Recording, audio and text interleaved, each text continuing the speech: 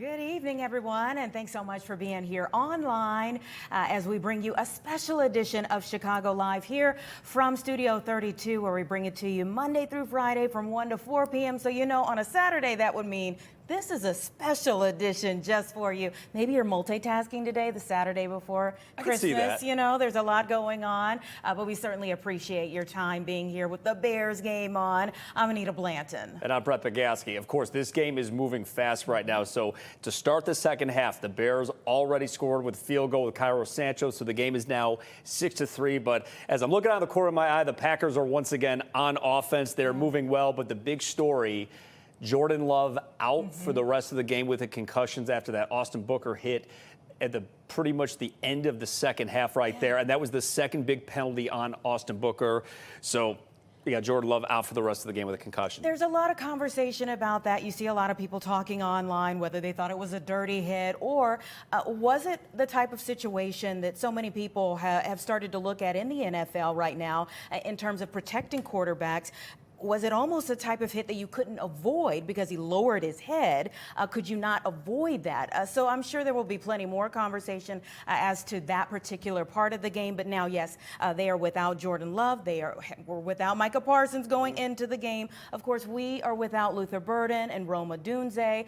So on either side of the ball right now, we're losing some key players and still this game. So much on the line. And the energy was really good to the start of this game. You could hear the crowd, how energized they were at the start of this game. And the Bears marched downfield after the Packers had the ball to start. Turnover on down for Green Bay right in the red zone. Then the Bears moved the ball quickly within 2 minutes. They were looking so good. And then it was the turnover on downs when they had to get cute with that play. Yeah. With that failed snap. The trick play. The trick play. So you hate to look at that play and say, is that going to be the play that everybody talks about, is going to be the deciding factor in that game? It is still very much anyone's game as we're looking 6-3 right now, by the time of possession really going to the Green Bay Packers right now. Yeah, you would certainly hope that maybe we can turn this around, you know, obviously going a little bit further into the game. We have been known to be able to kick things off into the, the overtime. I think it's second half team.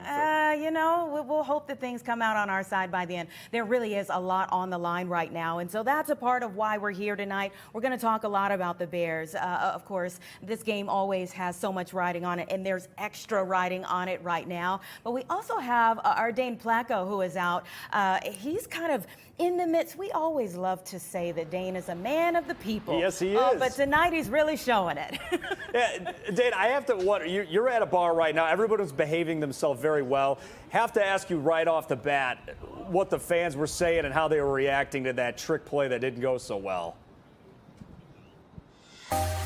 You know, I'll tell you, first of all, we are in the 600 block of South Clark Street, which is really about a mile, only a mile from Soldier Field, where the game is being played right now.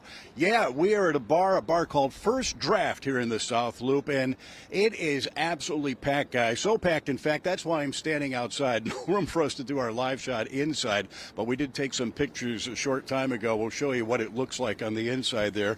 Probably a couple hundred people jammed inside the bar, hanging on to every play as the Bears and Packers battle for supremacy in the NFC Central.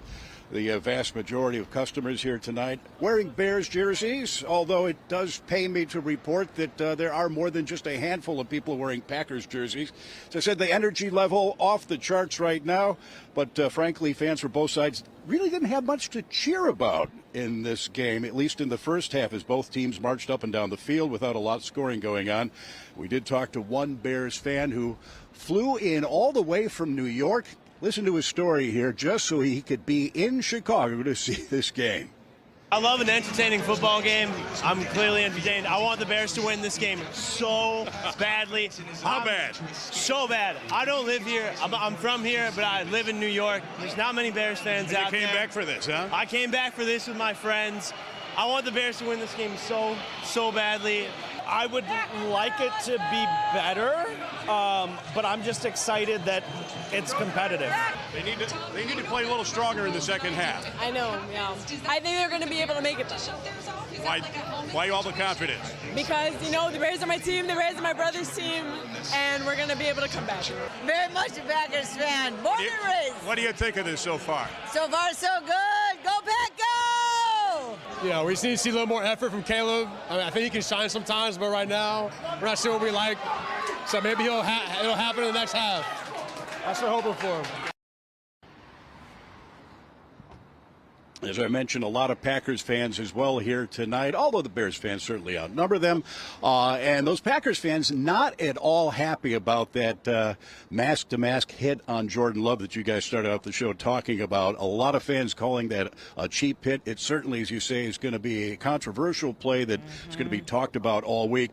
As for the weather conditions, you probably heard the announcers on the game talking about the wind. Yeah. I can vouch for the fact the wind is really blowing out here. It is cold. I can only imagine what it's like in the upper deck row of seats right now, hanging out over Lake Michigan with this wind blasting away.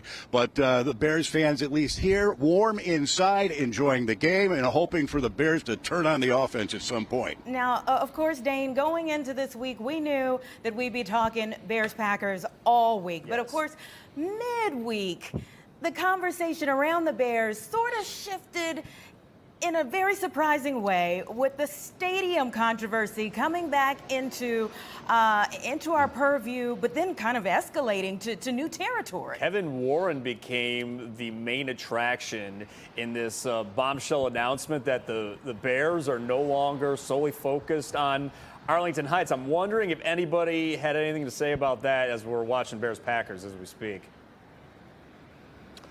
Yeah, I was able to talk to a couple of fans before we started shooting the interviews and just casually ask them what they thought about the idea of an Indiana Bears, Gary Bears, Northwest Indiana, the region Bears. Not a lot of love for the idea, at least here.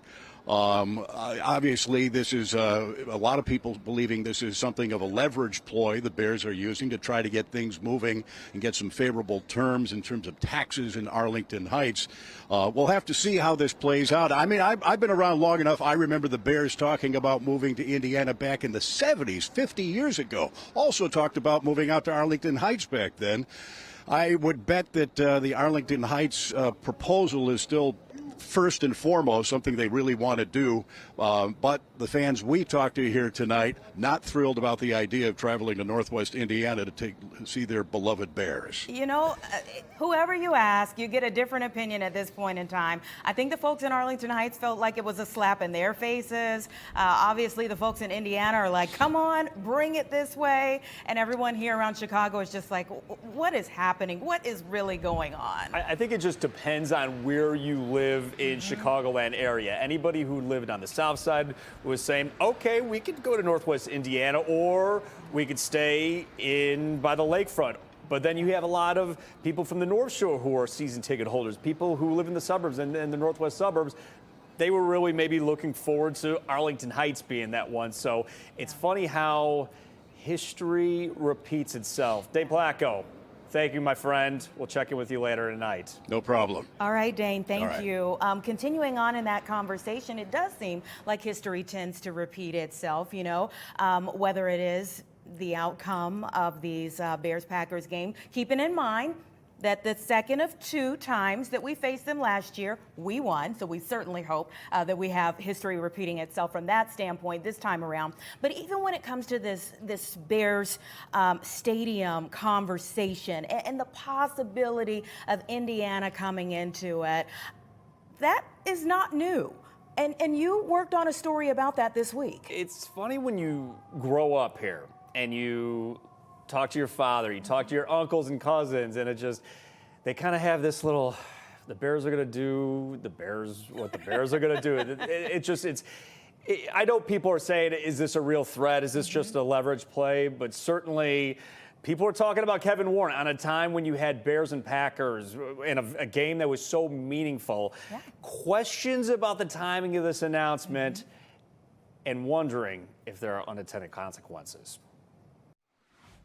You guys are going to have a huge audience for this game on Saturday night. The oldest rivalry in the NFL, the Chicago Bears and Green Bay Packers. They are focused on the goal of getting to the playoffs and beating the Packers and having to kind of beat the Packers to get to the playoffs. An opportunity to prevent recent history from repeating itself. I'm actually energized by it. Sometimes history repeats itself off the field. Whether it's 2025. I can't get into the psyche and the motivation of this organization. Or 1995. Money doesn't grow on trees. You can't dip into people's pocketbook all year and say we want to use it for one sports team. Mayor Daley may be sounding the death knell for McDome as a possible home for the Bears. The team has been courting potential suitors for decades. A proposal to move to an abandoned industrial site in northwest Indiana.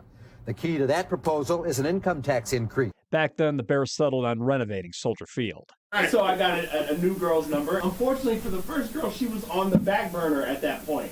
So that's Arlington Heights. The host at 670 The Score compared today's dating scene much like to what Kevin Warren's announcement was to keep the Bears' options open, even though the Bears put a ring on Arlington Heights in February 2023. It really feels like things have kind of gone backwards on this. It feels like buying of the land is the second to last thing that should happen.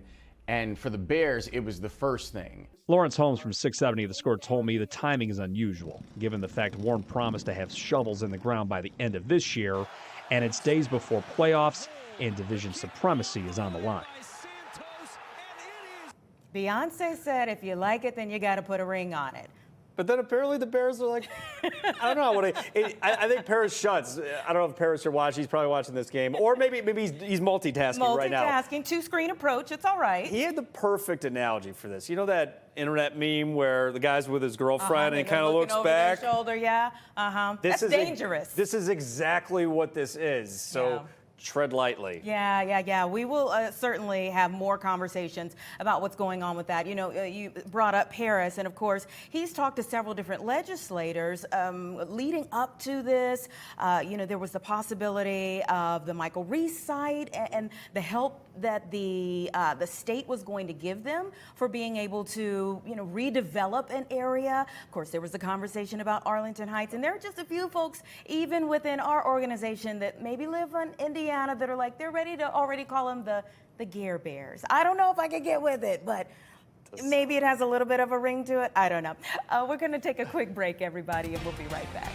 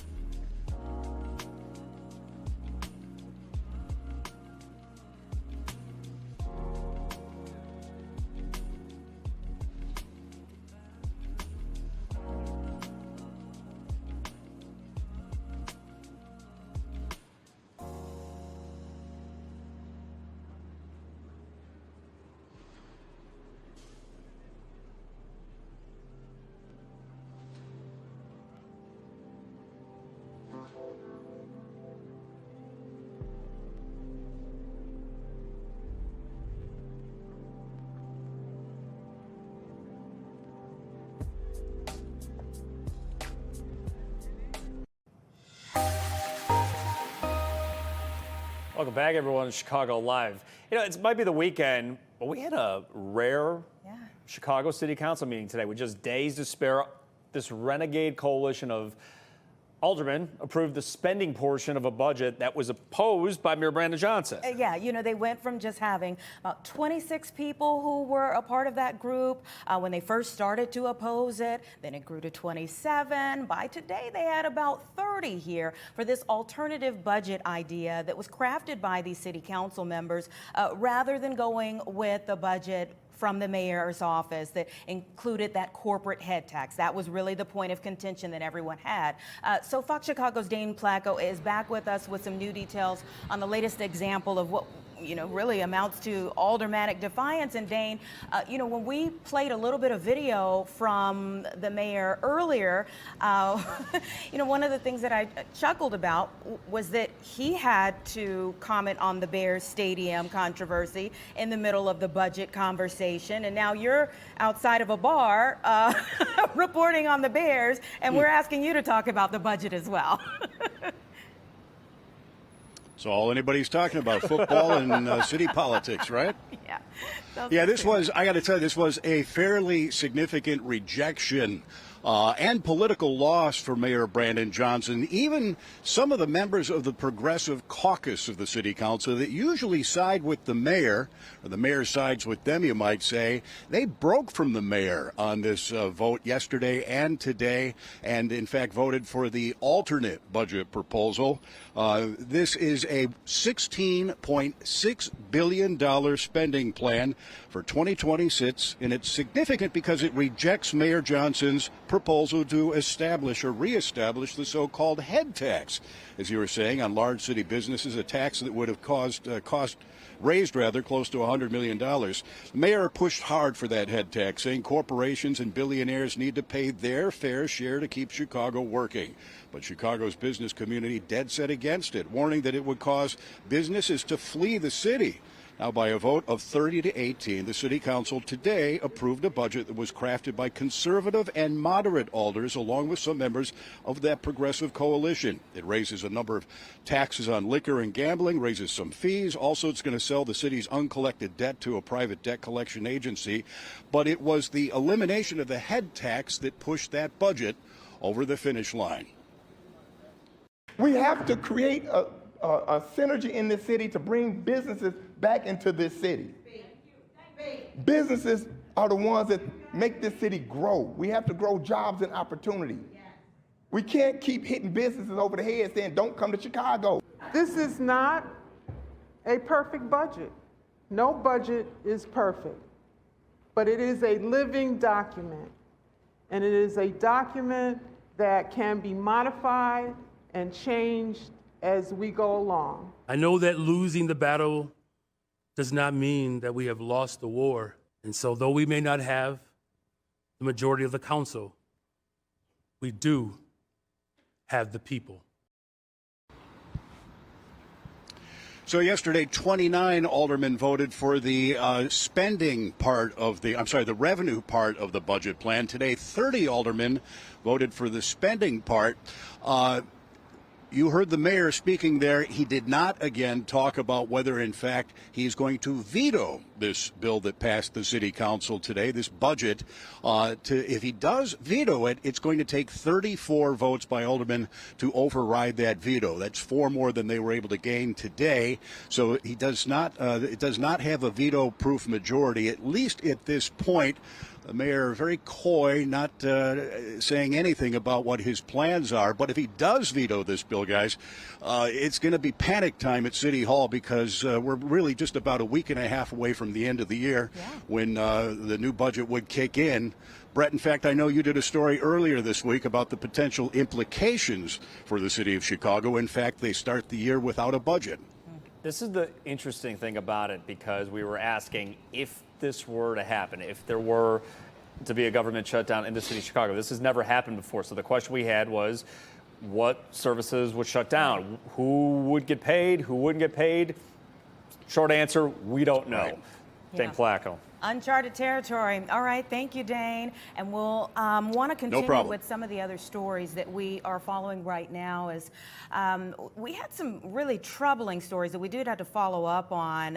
One of those was a situation where a woman was walking with her children and she was assaulted. So now we have 7 juveniles who have been charged with beating that mother and child last month while they were walking home from school on the south side. We followed that from the very beginning. This is some of the video here of the incident itself. And, you know, things just escalated so quickly here. Of the 7 juveniles, I mean, we're talking about 10-year-olds, 11-year-olds, 13, I think, was the oldest age among this group. And we even paused the video because it just gets so bad. Kicking a 33-year-old woman and her son as they were walking home from Orville Bright Elementary on November 17th. This was some video the day after now when she was being escorted back to that area there. These are just things that you wish never happened to anyone. And, you know, both victims were taken to the hospital, the woman and her son. There was also a daughter there that was unharmed, but that's physically. Seeing that kind of assault on your family members, I'm sure, will stay with her as well. So all of these juveniles have been charged with a misdemeanor battery. They were referred for counseling and released from custody.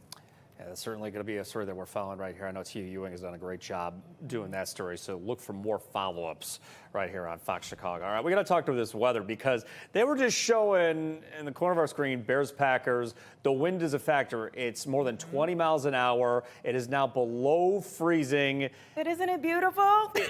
Greatest city in the world with all, you could feel the energy right now. What say you, meteorologist Mark Yeah, Stroh? the energy being sucked out of Chicago in terms of warmth, that is. Yeah, we have some wind chill factors that are just brutally cold here this evening. We're going to actually see the actual air temperature get down eventually into the teens. It's a cold night. I mean, we've got just, you know, just stuff blowing around the field, blowing around the city.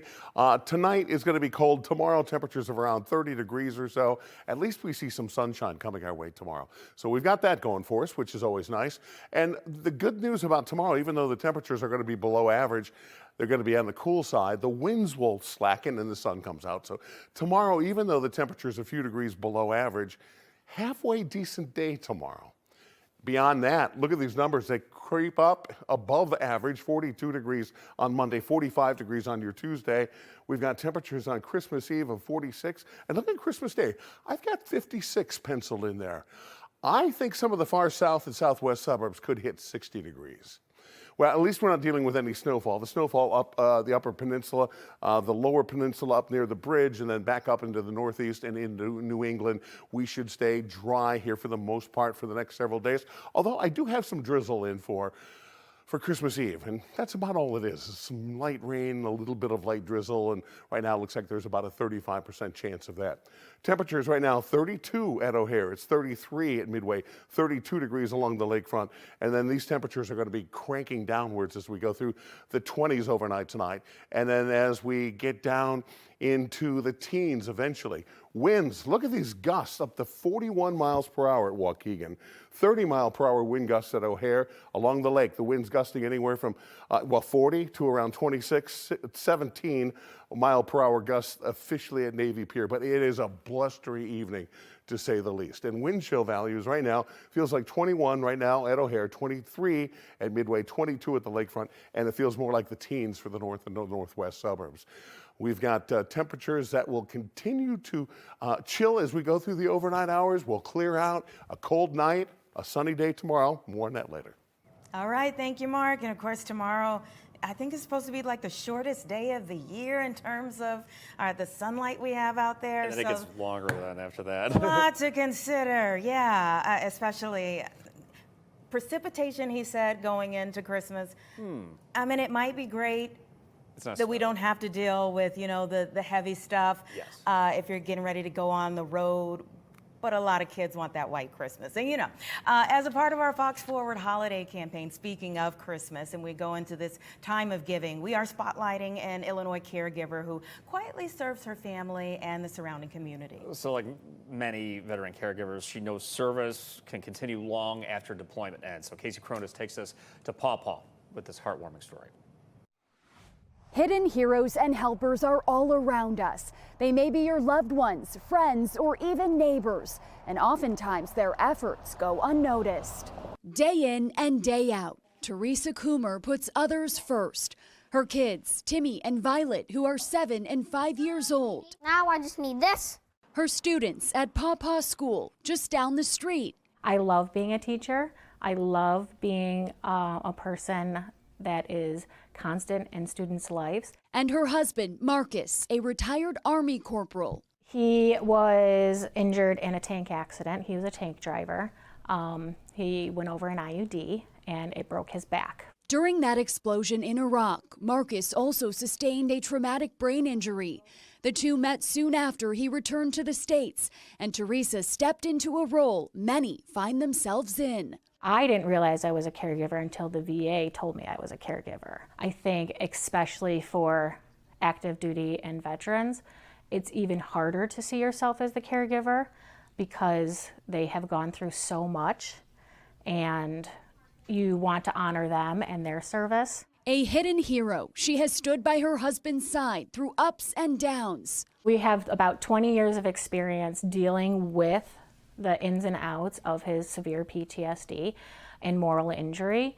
So I can sense when a day is going to be a rough day. Her hidden helpers know what to do too. If he has a heavy heart or heavy head, we normally have a gentle day. Since 2019, Teresa has also served in another role as a fellow for the Elizabeth Dole Foundation. When I applied for the fellowship, it was the first step in me finding my own voice. The nonprofit was established to empower military and veteran caregivers.